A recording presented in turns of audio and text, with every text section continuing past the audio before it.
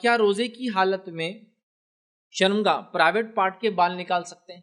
یہ بھی سوال بہت سارے لوگوں نے کیا، کیونکہ وہ عام بال تو عام چیزیں، بال تراشنا، کاٹنا، چھاٹنا، سر کے بال ہو گئے، مونچھ ہو گئے، جو ہے بغل کے بال ہو گئے، لیکن یہ خاص مسئلہ ہوتا ہے کہ بھائی روزے کی حالت میں کیا پرائیویٹ پارٹ شرمگاہ کے اطراف جو بال جس کو نکالنے کا ہمیں حکم دیا گیا ہے، جس کی مدت کتنی ہے 40 دن از دا لمٹ، اور 40 دن یا اس سے پہلے نکالنا، یاد رکھیے. تو اس معاملے میں ہم جو ہے کیا کریں، اور اس معاملے میں جو سوالات آئے کیا پرائیویٹ پارٹ کے بال نکال سکتے ہیں مرد اور عورت دونوں، اور خاص طور سے سوال کے اندر یہ تھا کہ نکال سکتے ہیں کیا اور کس چیز سے نکالے، اس لیے کہ ایسا کہا جاتا ہے کہ عورت کے لیے ریزر یا بلیڈ کا یوز کرنا حرام ہے، منع ہے. تو اس تعلق سے وضاحت لوگ چاہ رہے تھے، تو آئیے وضاحت کر دیتا ہوں. وضاحت یاد رکھیے اس طرح سے کہ مرد اور عورت روزے کی حالت میں دونوں بال نکال سکتے ہیں، اس میں کوئی ممانعت ہے ہی نہیں. بال نکالنے کی باڈی پارٹ کے کسی بھی پارٹ کے انسانی ضرورتوں کے تحت، شرعی ضرورتوں کے تحت، اور شریعت نے اس کا حکم دیا اس کے تحت.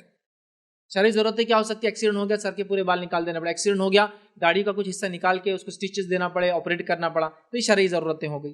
ٹھیک ہے. اسی طرح ضرورت کے تحت جو 40 دن ہونے آ رہے تو آپ کاٹنا چاہ رہے تو آپ کو دل بڑا صاف کرنا کوئی مسئلہ نہیں، تو آپ کے کرنے میں انشاءاللہ عزیز کوئی حرج نہیں. یاد رکھیے تو پرائیویٹ پارٹ کے بال، شرمگاہ کے بال، مرد ہوئے عورت تو دونوں نکال سکتے ہیں، اور دونوں بھی وہ چیزیں یوز کر سکتے ہیں جس میں کوئی ممانعت نہیں. مطلب کسی کے لیے بھی یہ نہیں کہ ان کے لیے یہ نہیں ان کے لیے ہو رہی. جیسے مثال کے طور پر کیا کیا چیزیں استعمال کر سکتے ہیں؟ آئرن یوز کر سکتے ہیں، جس کو عام زبان میں ریزر کہیں گے، ریزر کا یوز ہو سکتا ہے. اسی طرح جو ہے ریزر بلیڈ کا یوز ہو سکتا ہے.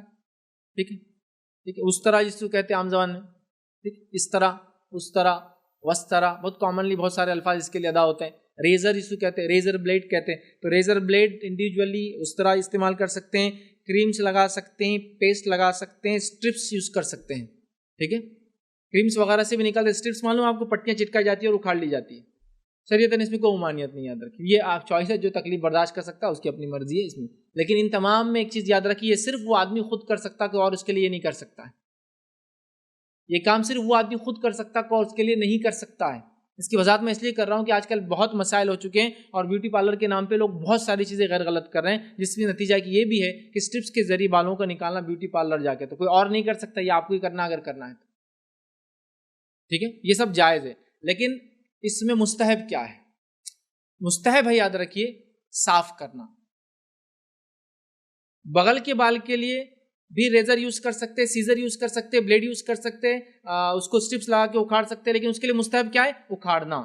بغل کے بالوں کو اکھاڑنا مستحب ہے، زیر ناف کے بالوں کو صاف کرنا مستحب ہے. لیکن ریزر، کریمز، بلیڈ، سیزر اور سب کچھ بھی استعمال کیا جا سکتا، ممانعت نہیں ہے، مستحب ہے کہ بلیڈ یوز کی جائے. اب لوگ سوال کرتے رہے یہ کیا آپ نے بات کہہ دی کہ زیر ناف کے بال عورتیں بھی میٹل یوز کر سکتی ہے، وسترا یوز کر سکتی ہے، لوہا یوز کر سکتی ہے، یا بلیڈ یوز کر سکتی ہے، کیسا ہو سکتا ہے؟ تو پہلے مجھے بتائیے آپ کے پاس کیا دلیل ہے نہیں کرنے کی؟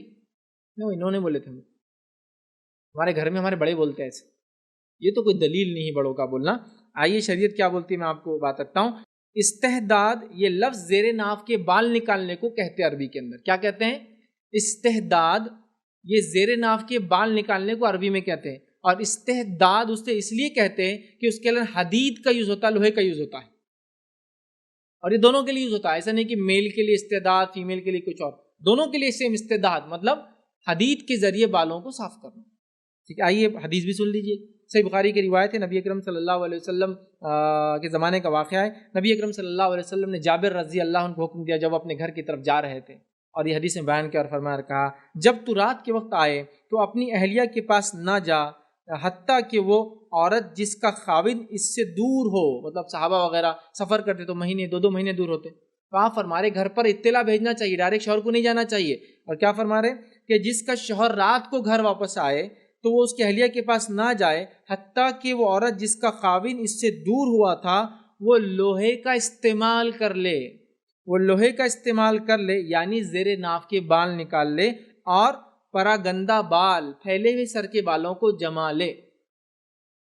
اور اس کے لیے عربی کا لفظ دیکھیے کیا ہے، حتیٰ تستحدہ. یہ حدید سے لفظ آ رہا ہے کہ تستحدہ حدید کے ذریعے، مطلب اس طرح جو لوہے کا ہوتا ہے، جب تک کہ وہ عورت لوہے کا استعمال نہ کر لے، اس کا شوہر اس کے قریب نہ آئے.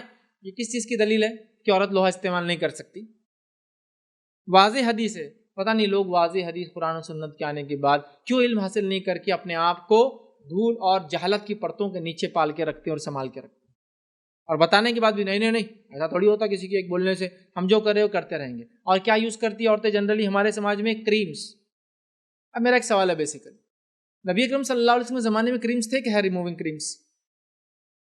ثابت کر دیا کرتے تو پھر صحابیات کیسے کرتی ہوں گی؟ یہی تھا طریقہ ریزر کا یوز،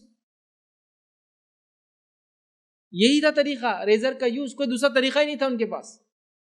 ایک صحابی کا مشہور واقعہ ہے جن کو سولی پر چڑھا دیا گیا، جب ان کو سولی پر چڑھا گیا اور جس گھر کے اندر بند تھے تو انہوں نے اس گھر کی مالکن سے، عورت سے کہا کہ مجھے وسترا چاہیے استعمال کے لیے، اور اس نے اپنا وسترا دیا۔ پہلے زمانے میں وستروں کو بلیڈ نہیں آتی تھی، معلوم نا آپ کو، وہ لوہے کا ہوتا تھا اور اسی کو دھار لگاتے تھے، اور یہ تقریباً 1960-70 تک استعمال ہوتا رہا۔ وہ ایک ہی لوہے کا ٹکڑا، اس کو دھار لگاتے تھے، سب کو یوز ہوتا تھا۔ بعد میں بیماریاں وغیرہ عام ہوئی تو گورنمنٹ نے اس پہ بین لگا دیا اور کہا کہ ہر کسی کے لیے ایک نئی بلیڈ۔ اب تو اتنے شیونگ بلیڈ وغیرہ آسانی سے آ چکے جس کی کوئی انتہا نہیں۔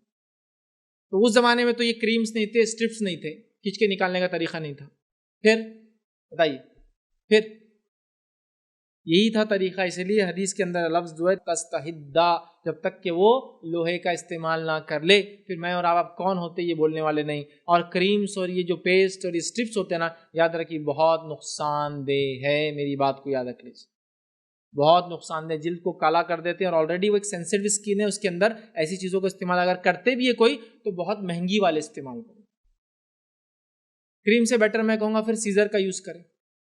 بہرحال جو بھی ہے، سیزر ہو سکتا ہے، اسٹرپس ہوتا ہے، کریم ہو سکتا ہے، لکوڈز کے ذریعے نکالا جا سکتا ہے، لیکن بیٹر کیا میں نے بتا دیا، لوہے کا استعمال، کیونکہ حدیث کے اندر ہے، ثابت ہے۔ میں سمجھتا ہوں مجھے اور ڈیٹیل میں جانے کی ضرورت نہیں، اور یہ مستحب اس لیے بھی ہے کہ جو لوہا ہوتا ہے نا، اس کی جو رگڑ ہوتی ہے، وہ رگڑ سے سب غلاظت، گندگی وغیرہ گھس کر صاف ہو جاتی ہے، اسکن ایک طرح سے رینوویٹ ہو جاتی ہے، ریجوینیٹ ہو جاتی ہے، صاف پاک ہو جاتی ہے، رگڑ بیٹھنے سے صفائی ہو جاتی ہے مکمل، اور کرنا چاہیے۔